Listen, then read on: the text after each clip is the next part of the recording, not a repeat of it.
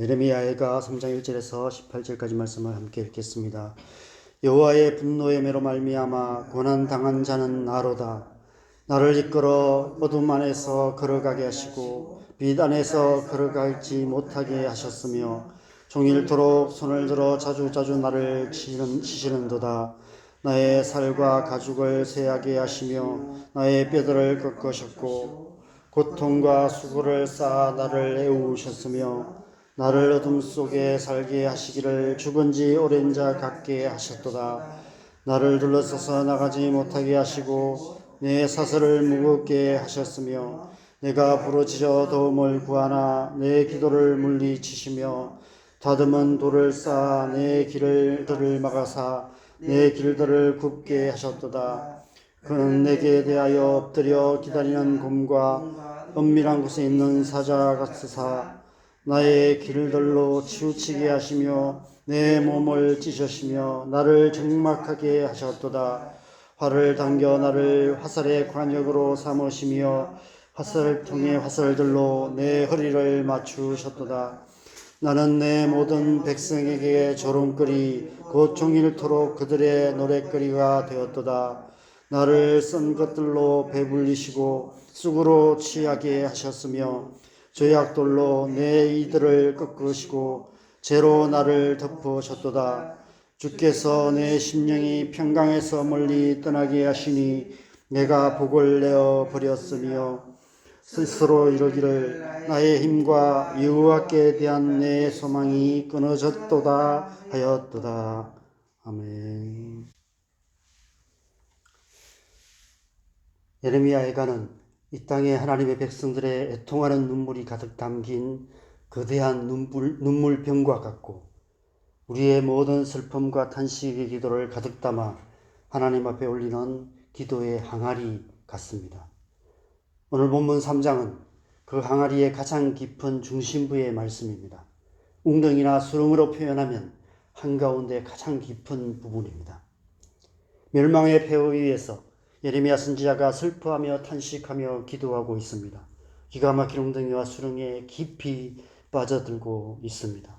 그 누구도 이해할 수 없는 깊은 슬픔과 탄식의 기도가 하늘에 계신 하나님께로 향하고 있습니다.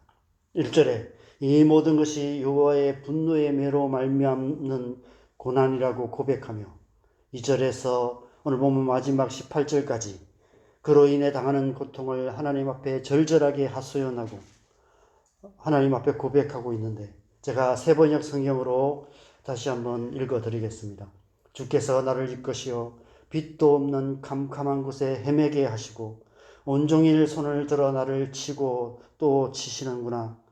주께서 내 살갗을 약하게 하시며 내 뼈를 꺾으시며 가난과 고생으로 나를 애우시며 죽은 지 오래된 사람처럼 흑암 속에서 살게 하신다.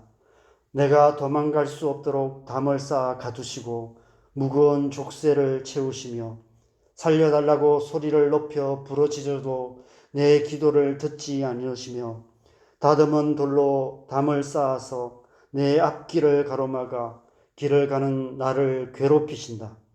주님께서는 엎드려서 나를 노리는 곰과 같고 몰래 숨어서 나를 노리는 사자와 같으시다. 길을 잘못 들게 하시며 내 몸을 찢으시며 나를 외롭게 하신다. 주님께서 나를 관역으로 삼아서 활을 당기신다. 주님께서 화살통에서 뽑은 화살로 내 심장을 뚫으시니 내 백성이 모두 나를 조롱하고 온종일 놀려댄다. 쓸개접으로 나를 배불리시고 쓴 쑥으로 내 배를 채우신다. 돌로 내 이를 바수시고 나의 얼굴을 땅에 비비신다. 내게서 평안을 빼앗으시니 나는 행복을 잊고 말았다. 나오느니 탄식뿐이다. 이제 내게서는 찬란함도 사라지고 주님께 두었던 마지막 희망마저 사라졌다. 마치 그 옛날 욥이 까닭없이 당하는 극한 고난 가운데서 하나님 앞에 하소연하는 것 같은 그런 말씀입니다. 오늘 본문 마지막 18절에 이렇게 탄식하고 있습니다. 스스로 이르기를 나의 힘과 여호와께 대한 내 소망이 끊어졌다 하였도다. 절망이라는 말이 이런 상태를 말하는 것 같습니다. 모든 소망이 다 끊어진 상태. 하나님께 대한 소망마저 완전히 끊어져 버린 상태. 만약 이 예레미야가 3장 말씀이 오늘 본문으로 끝이 난다면 우리는 이 말씀을 더 이상 묵상할 힘도 없을 것 같습니다. 하나님께 대한 소망마저 다 끊어졌다면 무슨 소망이 있겠습니까? 말 그대로 완전히 절망에 빠질 수밖에 없을 것입니다. 그래서 18절 말씀에 스스로 이르기를 이라는 말을 강조하고 있습니다. 스스로 이르기를 나의 힘과 여호와께 대한 내 소망이 끊어졌다 하였도다. 여러분, 우리가 고난 가운데 느끼는 이런 절망감은 객관적인 사실이 아닙니다. 우리의 주관적인 해석일 뿐입니다. 왜냐하면 하나님은 변함없이 소망의 하나님이시기 때문입니다. 그 어떤 순간에도 하나님은 우리를 향한 소망을 끊어버리시는 분이 아니시기 때문입니다. 하나님께서 진노의 매를 드시는 이유가 그 때문이라는 사실을 예레미야 선지자는 누구보다도 잘 알고 있었습니다. 스스로 이러기를이라는 말을 강조하는 것은 그럼에도 불구하고 그가 여전히 하나님께 대한 소망을 버리지 않았음을 의미합니다. 그가 이렇게 기도하는 이유가 그 때문입니다. 우리가 기도해야 되는 이유도 그 때문입니다.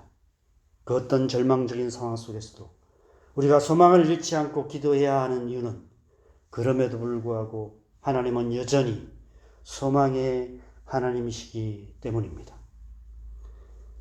만약 우리가 하나님께 대한 소망마저 버린다면 우리는 말 그대로 완전히 절망할 수밖에 없을 것입니다.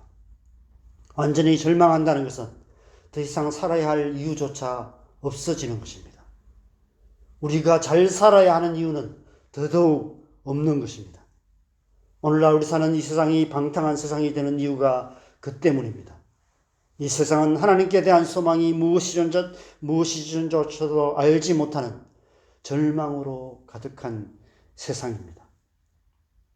수많은 영혼들이 날마다 깊은 절망의 수렁에서 허우적대며 살아가고 있습니다. 깊은 절망으로 스스로 삶을 포기하는 사람들이 점점 많아지고 있습니다. 우리나라 자살률이 세계 1위가 된 지 이미 오래라고 합니다. 우리의 자녀들, 우리의 다음 세대들이 지금 절망의 시대를 살아가고 있습니다. 그래서 지금 보건복지부에서 전국민 마음투자 지원 사업이란 이름으로 정신적, 심리적 어려움을 겪고 있는 사람들을 돕는 복지 서비스를 시행하고 있습니다. 우울과 불안 등 정서적인 어려움을 겪고 있는 국민을 대상으로 전문 심리 상담 서비스를 제공하는 정부의 지원 사업이라고 합니다. 여러분, 이러한 세상 속에서 하나님의 백성인 우리는 무엇을 해야 할까요? 어떻게 살아야 할까요? 하나님께서 이 예레미야를 통해서 우리에게 말씀하시는 것이 바로 그것입니다. 이 땅에 고통하는 영혼들을 위해 눈물로 기도하는 삶을 살아야 한다는 것입니다. 강 건너 불구경하듯이 멀찍이 서서 적당한 방어기지의 뒤에 숨어서 우리 자신의 행복과 안전만을 지키며 살아가는 삶이 아니라 그 절망의 수렁에 뛰어들어 함께 고통하며 눈물로 기도하는 삶을 살아야 한다는 것입니다. 그래서 지금 예레미야 선지자가 다윗이 시편 40편에서 기가 막힌 웅덩이와 수렁에서 부러지졌던 것처럼 하나님 앞에 부러지고 있습니다. 1절에 여호와의 분노의 매로 말미암아 고난당한 자는 나로다 라고 고백하고 있습니다. 하나님의 백성들의 고난이 곧 나의 고난이라는 것입니다. 오늘 본문에서 가장 많이 나오는 단어가 나라는 단어입니다. 3장 전체를 보면 나를, 나의, 내라는 1인칭 대명사가 셀 수 없이 반복되고 있습니다. 자기 자신의 괴로움을 하소연하는 것일까요? 유다 백성들의 죄 때문에 괜히 죄 없는 자신이까지 이 고생을 해야 하냐고 하나님께 푸념하는 것일까요? 그렇지 않습니다. 그는 이미 오래전에 그 절망의 수렁에 뛰어들었습니다. 그는 지금 절망의 수렁 한가운데서 고통하는 하나님의 백성들을 붙들고 함께 고통하며 눈물로 기도하고 있는 것입니다. 절망의 수렁에 뛰어드는 순간 이제 자신이 살 길도 그 길밖에 없어지는 것입니다. 죽어도 함께 죽고 살아도 함께 살 수밖에 없는 상황에 처하게 되는 것입니다. 그 깊은 절망의 수렁에서 부르짖어 기도하는 것밖에 살 길이 없는 것입니다. 하나님께서 응답하실 때까지, 하나님께서 구원하실 때까지 기다리고 기다리며 부르짖고 부르짖는 길 뿐입니다. 이것이 기도입니다. 이것이 진정한 중보기도입니다. 절망의 수렁에 뛰어들어 부르짖어 기도하는 우리의 기도를 하나님께서 외면하실까요? 반드시 들으실 것입니다. 반드시 응답하실 것입니다. 반드시 구원하실 것입니다. 우리를 구원하실 뿐 아니라 우리의 기도를 통해 그들이 구원을 얻게 되는 것입니다. 우리의 가족들, 자녀들, 이웃들, 그것이 누구든 우리가 그 영혼을 가슴에 품고 기도할 때 그 절망에 빠진 영혼들이 하나님의 구원을 얻게 될 것입니다. 날마다 절망의 수렁에 뛰어들어 눈물로 기도하는 삶을 살아가는 저와 여러분 되시기 바랍니다. 그래서 우리의 기도를 통해서 하나님의 구원을 이루어가는 저와 여러분 되시기를 주님의 이름으로 간절히 축원합니다. 우리 함께 기도하겠습니다. 여러분, 우리는 고통하는 세상을 살아가고 있습니다.